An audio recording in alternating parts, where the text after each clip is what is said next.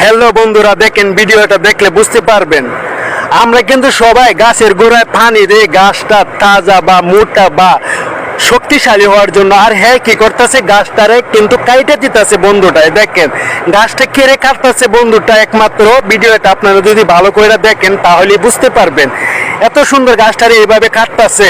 ঠিক না বন্ধু, গাছটার এইভাবে নষ্ট করা আপনার কোনো অধিকার দেয় না। দেখেন কিন্তু না বন্ধু, এর ভিতরেও একটা অসাধারণ একটা হয়তো বা কিছু লুকাই আছে। দেখেন গাছটারে তিনটা টুকরা করছে সমান সমান ভাবে।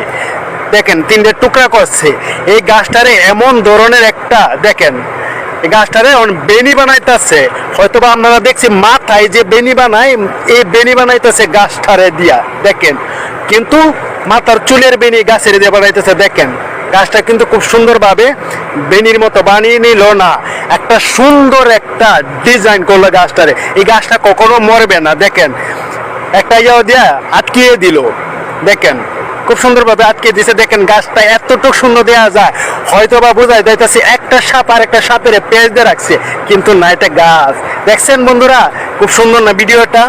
দেখেন এবার পরের বার দেখেন গাছের মধ্যে কি হয়ে যায় অসাধারণ কিছু জিনিস আপনারা গাছের মধ্যে দেখাই দিবে। দেখেন বন্ধুরা, গাছের গোড়ায় যত ধরনের পানি বা কীটনাশক সার বা যা যাবতীয় জিনিস সব দিতেছে। দেখেন এই যে গাছটা আরো কিন্তু মোটা হয়ে গেছে, আরো বড় হয়ে গেছে। দেখেন অসাধারণ খুব অনেক সুন্দর গুলা ফুল দি। ঠিক আছে বন্ধুরা, তাহলে বুঝতে থাকেন কেমন সুন্দরভাবে এটারে সিস্টেম করে একটা খুব সুন্দর একটা গাছ বানিয়ে নিল। আর ফুলটি দেখেন কত সুন্দর, নিচে গাছটাও কিন্তু খুব বেনি। হয়তো বা অনেকে দেখলে করবেন মাথার চুলের বেনি না, খুব সুন্দর গাছটা না বন্ধুরা?